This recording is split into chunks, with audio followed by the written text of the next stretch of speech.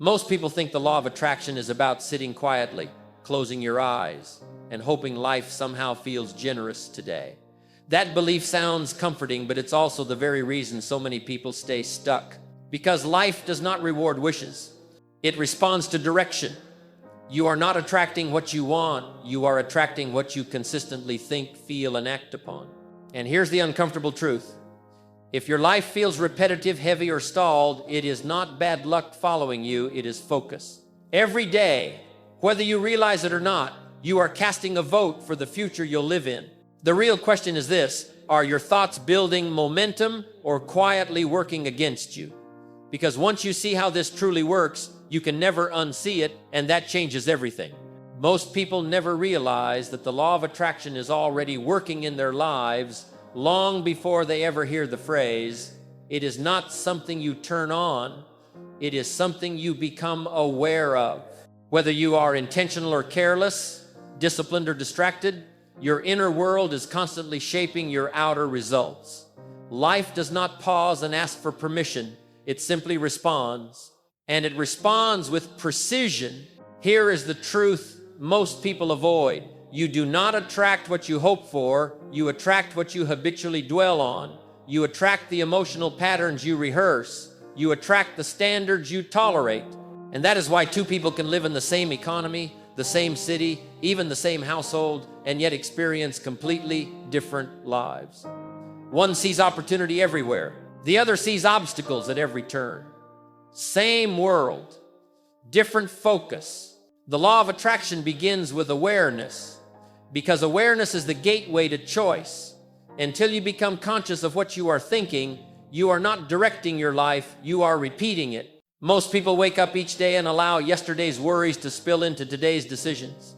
They relive old disappointments, rehearse old fears, and then wonder why the future looks suspiciously familiar. It is not because life is cruel. It is because the mind, left unmanaged, defaults to repetition. Your thoughts are not harmless. They are instructions. Every thought you think sends a quiet command to your nervous system, to your posture, to your tone of voice, to the way you interpret events. And over time, those instructions solidify into beliefs. Beliefs become emotional habits. Emotional habits become behavior.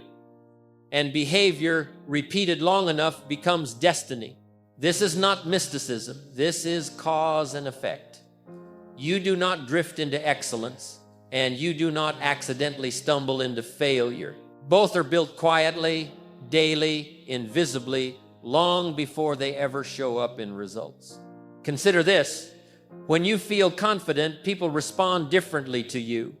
Conversations flow, opportunities feel closer. When you feel defeated, the same world feels heavy and resistant. The circumstances may be identical, but your internal posture changes everything. Life is not happening to you, it is responding to you, and the response always matches the signal. That is why awareness is the first discipline. Not motivation, not affirmation, awareness. You must learn to listen to the language you use inside your own mind. Do you speak to yourself with encouragement or condemnation? Do you describe your future with possibility or with resignation? Because the mind believes what it hears repeatedly, especially when the voice sounds familiar. Every thought is a seed. Plant worry, and you cultivate tension. Plant resentment, and you harvest bitterness. Plant responsibility, and you grow strength. The soil does not judge the seed. It simply grows what is planted. And your subconscious mind works the same way. It does not debate. It accepts repetition as truth. Here is something most people miss. Your subconscious mind does not distinguish between what is vividly imagined and what is physically experienced. That is why a single fearful thought can raise your heart rate. That is why recalling an old success can instantly lift your energy. Your body responds to meaning, not facts. And meaning is assigned by focus. This is why people who constantly say, "I am unlucky," seem to gather evidence everywhere to support that belief. Their mind scans the environment, not for opportunity, but for confirmation. and it always finds it. The same mechanism works for success. People who expect solutions notice options others walk past, not because they are smarter, but because their mind has been trained to look. This is where responsibility enters the conversation. And responsibility is always uncomfortable before it becomes empowering. Because once you understand this principle, you lose the luxury of blame. You can no longer pretend that your habits are neutral or that your thoughts are private. They are shaping your future with quiet consistency. Now, many people misunderstand what it means to change your thinking. They believe it means lying to yourself, pretending everything is perfect when it is not. That is not discipline, that is delusion. Real mental mastery is not about fantasy. It is about direction. It is about choosing thoughts that move you forward instead of thoughts that keep you trapped. If you tell yourself something your mind rejects, it creates resistance. But if you tell yourself something constructive and believable, it creates momentum. There is a difference between saying I am wealthy when your life feels chaotic and saying I am learning how to create value and manage resources wisely. One creates inner conflict. The other creates alignment. Repetition is the real power. One positive thought does not rewire a lifetime of conditioning, but a disciplined pattern does. Just as the body responds to consistent training, the mind responds to repeated direction. You do not build strength by lifting once. You build it by returning again and again until effort becomes identity. Neuroscience confirms what philosophy has long taught. The brain adapts to what you practice most. Thought patterns create neural pathways. The stronger the pathway, the more automatic the thought. This is why some people default to optimism and others default to doubt. It is not personality, it is practice. And here is where the law of attraction stops being abstract and becomes practical. If you do not deliberately choose your dominant thoughts, your past will choose them for you. Old disappointments will volunteer. Old fears will speak up. Old limitations will offer familiar stories. And unless you interrupt them, they will continue writing tomorrow. So the first real step is simple, but not easy. Observe your mind without judgment. Catch the moments when you assume the worst. Notice when you minimize yourself. Listen for the phrases you repeat automatically, because you cannot change what you do not notice. Once you notice, you replace, not with fantasy, but with direction, not with denial, but with discipline. You choose language that points forward. You speak to yourself like a mentor, not a critic, because eventually the voice you trust most becomes the voice you obey. And this is where everything begins to shift. When your inner dialogue changes, your emotional posture follows. When your emotional posture changes, your behavior adjusts. When behavior adjusts, results have no choice but to follow. Not instantly, not magically, but inevitably. This is the foundation. Before emotion, before action, before faith, awareness first. Because once you understand that your mind is not a passenger but a steering wheel, you stop asking life why things happen to you, and you start asking yourself what direction you are choosing. And that question changes everything. Once you understand that your thoughts set the direction, the next truth becomes unavoidable. Emotion is the fuel. Thought may draw the map, but emotion is what moves the vehicle. And this is where most people misunderstand the law of attraction. They believe it responds to what they say they want, when in reality it responds to what they feel most often. You can think positive thoughts all day long, but if your dominant emotional state is worry, doubt, or frustration, that is the signal being sent. Life does not respond to your words. It responds to your emotional posture. And emotion is not random. It is trained by focus. Think about moments in your life when things seemed to flow. You felt energized. You felt capable. You felt certain. People returned your calls. Ideas came easily. Doors opened. Nothing mystical happened. Your emotional state aligned, your perception, your behavior, and your timing. You showed up differently, and the world met you at that level. Now think about moments when everything felt heavy. The same effort produced less result. Conversations felt strained. Opportunities seemed distant. Again, the environment did not change nearly as much as your internal state. You were broadcasting a different frequency. Emotion is not something that happens to you. It is something you generate through focus. What you dwell on long enough becomes how you feel. If you consistently focus on what is missing, your nervous system produces lack. If you consistently focus on threat, it produces anxiety. If you focus on growth and possibility, it produces engagement and energy. This is why two people can face the same challenge and have opposite experiences. One feels defeated before starting, the other feels challenged and curious. Same circumstance, different focus. Different emotion, different outcome. Most people believe their emotions are justified reactions to life. They say, I feel this way because of what is happening. But the truth is more confronting. You feel the way you do because of what you are focusing on within what is happening. Change the focus, and the emotion changes with it. This is not about pretending things are easy. It is about choosing what you emphasize. You can acknowledge difficulty without feeding despair. You can recognize obstacles without making them permanent residents in your mind. One of the most powerful emotional states you can cultivate is gratitude. Not because it is polite, but because it is corrective. Gratitude shifts attention from scarcity to sufficiency. When you are genuinely grateful, your body relaxes, your breathing deepens, and your mind becomes more receptive. You stop bracing against life and start cooperating with it. And cooperation is where attraction accelerates. Gratitude does not mean settling.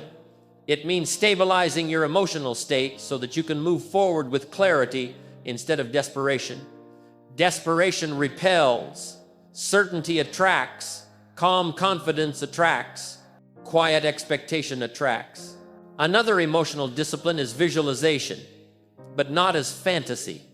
Visualization is rehearsal. When done correctly, it conditions your nervous system to familiarity.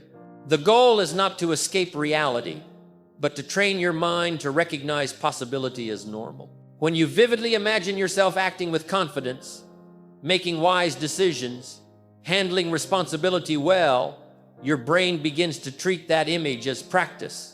And practiced behavior feels less threatening when opportunity arises. This is why preparation creates confidence and why confidence creates momentum. Your mind cannot distinguish between a deeply imagined experience and a real one. That is not philosophy, that is physiology. This is why fear can be triggered by a thought alone, and why courage can be strengthened by rehearsal. But emotion alone is not enough. Feeling good without movement becomes indulgence. This is where many people disconnect the law of attraction from reality. They assume that feeling aligned excuses them from effort. It does not. Emotion without action fades. Emotion combined with action compounds. Action is the translation layer. It is how inner alignment becomes external evidence. If you feel inspired but do not act, the emotion decays into frustration. If you act without emotional alignment, the effort feels forced and brittle. But when emotion and action move together, progress becomes sustainable. This is where discipline enters the picture. Discipline is not punishment. It is emotional loyalty to your future. It is choosing actions that honor the person you are becoming, even when the mood fluctuates. Successful people do not act only when they feel motivated. They act when they feel aligned with purpose. And alignment is quieter than excitement. It is steadier. It is less dramatic, but it lasts. This brings us to faith, which is often misunderstood as belief without evidence. True faith is commitment without reassurance. It is continuing to act as if direction is correct even before confirmation arrives. Faith is not blind optimism. It is trust in cause and effect. When you plant a seed, you do not dig it up daily to check progress. You water it, you protect it, you allow time to do its work. But many people abandon their vision because they demand proof too early. They confuse patience with passivity and doubt with intelligence. Faith means deciding in advance that you will not negotiate with temporary outcomes. It means understanding that growth happens beneath the surface before it becomes visible. And it means refusing to let silence be interpreted as failure. Another discipline of faith is detachment from the method. When people become obsessed with how something must happen, they narrow the channels through which opportunity can arrive. Your responsibility is clarity of direction and consistency of effort, not micromanagement of timing. Some of the most meaningful breakthroughs arrive sideways, through conversations you did not plan, through delays that redirect you, through challenges that refine you. If you cling too tightly to one path, you may miss a better one unfolding quietly nearby. Acting as if is not pretending, it is practicing. When you carry yourself as someone who expects progress, you make different choices, you prepare differently, you speak differently, you invest differently. And those differences accumulate. Fear will still appear. It always does. Fear is not a signal to stop. It is a signal that growth is happening. Courage is not the absence of fear. It is movement despite it. Each time you act without full certainty, you strengthen trust in yourself. And self-trust is one of the most attractive forces there is. Faith grows through evidence, and evidence grows through action. The cycle feeds itself. Small wins reinforce belief. Belief fuels emotion. Emotion supports discipline. Discipline creates consistency. Consistency produces results. And slowly, quietly, the law of attraction stops feeling like a concept and starts feeling like cooperation with reality. Once thought, emotion, action, and faith begin moving in the same direction, the next principle becomes unavoidable: alignment. Alignment is the state where your inner world and your outer behavior are no longer arguing with each other. And most people struggle not because they lack desire, but because they are divided inside. They say they want success, but they rehearse doubt. They say they want abundance, but they practice scarcity. They say they want growth, but they cling to comfort. Life responds to consistency, not contradiction. Alignment means your thoughts, emotions, habits, and identity are pointing toward the same future. When they are not, progress feels exhausting. When they are, progress feels inevitable. Here is the uncomfortable truth. You will never consistently attract what clashes with your self-image. You may touch it briefly, but you will not keep it. You cannot outperform the way you see yourself for long. Eventually, identity pulls results back to its level. This is why self-image is not a soft concept. It is a governing force. It decides what feels normal to you, what feels possible, and what feels threatening. If success feels unfamiliar, you will unconsciously sabotage it. If discipline feels foreign, you will resist it. If responsibility feels heavy, you will avoid opportunities that demand it. Alignment begins with upgrading identity, not chasing outcomes. You do not become disciplined by waiting for discipline to arrive. You become disciplined by acting in disciplined ways until your mind accepts that as who you are. Identity is shaped by evidence, and evidence is created by behavior. Every small action is a vote. Every repeated behavior casts a ballot. Eventually, the identity wins the election. If you act like someone who keeps commitments, your mind adjusts to that standard. If you act like someone who solves problems instead of complaining, your self-image recalibrates. This is why action is more powerful than affirmation.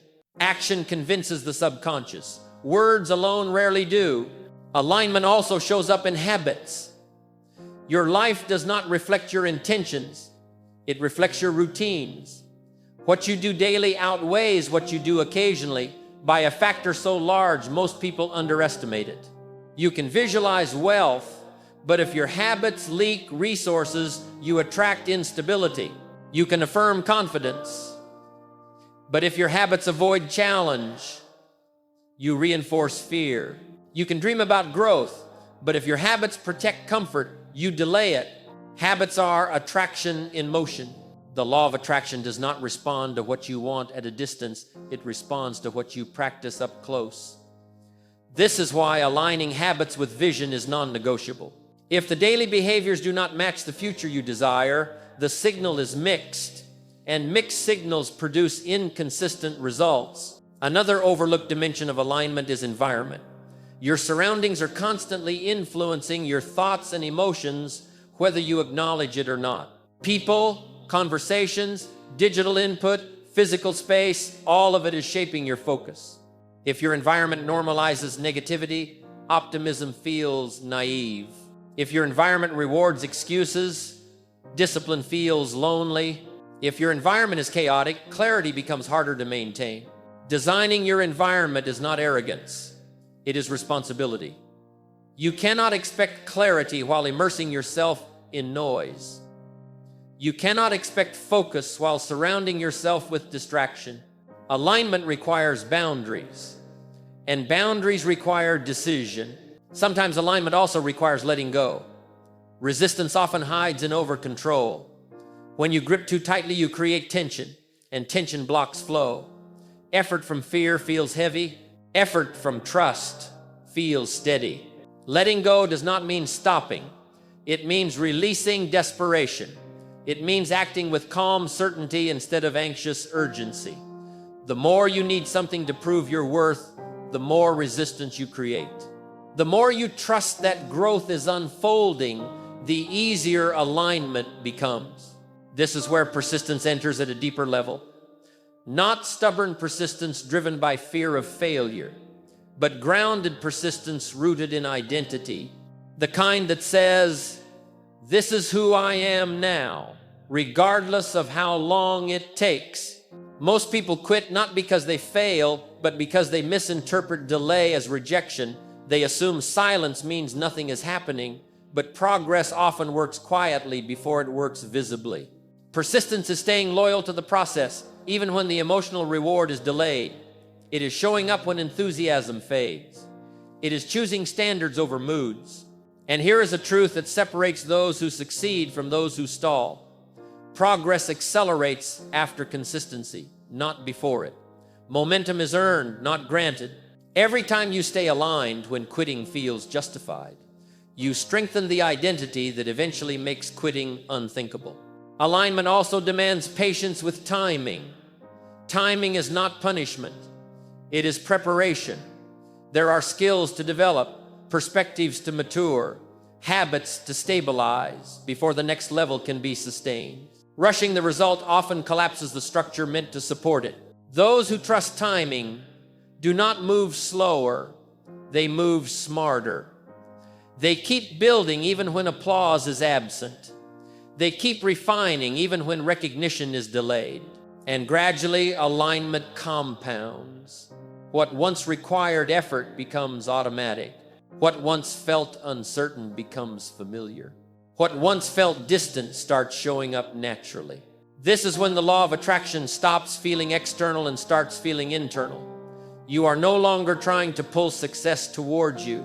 You are becoming the kind of person success naturally moves toward. At this stage, everything comes down to one final discipline: persistence. Not the loud, dramatic kind that announces itself, but the quiet kind that keeps showing up long after the excitement has faded. Persistence is the force that allows the law of attraction to finish its work. Without it, everything collapses back into intention without outcome.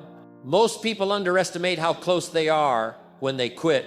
They imagine success as a sudden event, when in reality it is almost always a slow accumulation followed by a visible shift. Like water heating in a pot, the temperature rises degree by degree, unnoticed, until suddenly it boils. Those who quit early never realize how near they were to the moment of change.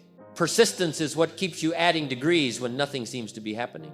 Here is the mistake most people make. They attach their emotional state to results instead of to direction. They tell themselves they will feel motivated when they see progress, confident when they see proof, satisfied when they reach the goal. But this mindset guarantees frustration because progress often comes after persistence, not before it. Those who truly understand growth fall in love with the process, not because it is easy, but because it is meaningful.